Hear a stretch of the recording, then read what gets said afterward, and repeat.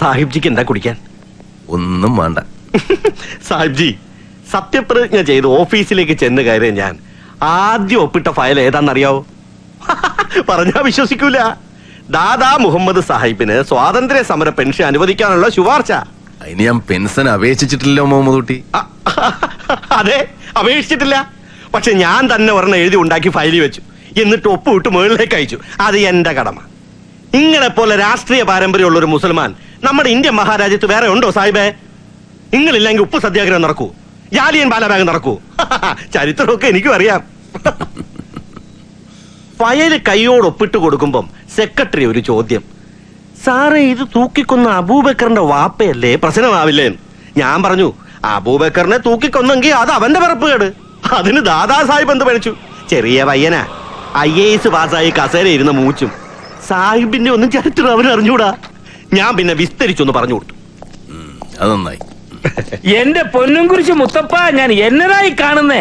കോട്ടയത്ത് നിന്ന് 110 പിടിപ്പിച്ചിട്ട് ഞാൻ ഇപ്പോഴെങ്കിലും ഇങ്ങ് എത്തിയത്. അയ്യോ, ഇനി ചത്താലും കുഴപ്പമില്ല. എന്നതായാലും താൻ കേറി അന്ന് തന്നെ എന്നെ ജയിലിൽ നിന്ന് പുറത്തേക്ക് എടുക്കുമെന്ന് ഞാൻ ഓർത്തില്ല. ഇതാണോ സ്നേഹം? ഇനി നമുക്കൊന്ന് കലക്കണം. ആഭ്യന്തരമല്ലയോ കൈ കിട്ടിയിരിക്കുന്നേ. താനെ കൈ കൊണ്ട് നീട്ടിക്കേ, ഞാനൊന്ന് മുത്തട്ടെ. റോമിലെ പോപ്പിന് കൊടുക്കേണ്ട മുത്തവ, ഇനി മുതൽ താനാണോ കോപ്പ എന്റെ പോപ്പ്? ഒന്നിന് മുത്തട്ടെ, ഒന്നിന് മുത്തട്ടെ. ഉമ്മ ഉമ്മ ഉമ്മ. സാഹിബ്? ഏത് സാഹിബ്? ഈടോ സാഹിബെന്ന്. അയ്യോ, സാഹിബിനെ ഞാൻ കണ്ടില്ലായിരുന്നു കേട്ടോ. സുഖം തന്നെയല്ലേ? ഓ,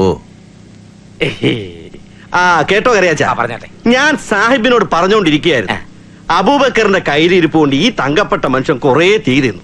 ഇനി അതിന്റെ കാര്യമുണ്ടോ? മുഹമ്മദ് സാഹിബിന് അന്തസ്സായിട്ട് ജീവിക്കാനുള്ള വഴി ഞാൻ ഉണ്ടാക്കി കൊടുക്കാൻ പോവാ. അത് തന്നെയാ വേണ്ടത്. ചെക്കൻ പോയതോടെ സാഹിബിന്റെ കാലക്കേട് പോയെന്ന് കൂട്ടിക്കോ. ഇനിയിപ്പോ ഞങ്ങളെല്ലാം ഉണ്ടല്ലോ. പിന്നെ DGP എന്ന് കണ്ടേച്ചു വരട്ടെ, അതാണല്ലോ ചട്ടം. അപ്പൊ ശരി, ഞാൻ വരട്ടെ സാഹിബേ. മുഹമ്മദ് കുട്ടിയും കറിയാച്ചനും ഒക്കെ ദാദാ സാഹിബിനെ ഇത്രയും സ്നേഹിക്കണമെന്നുള്ളത് ഇപ്പോഴാ മനസ്സിലായി. മനസ്സിലായല്ലോ.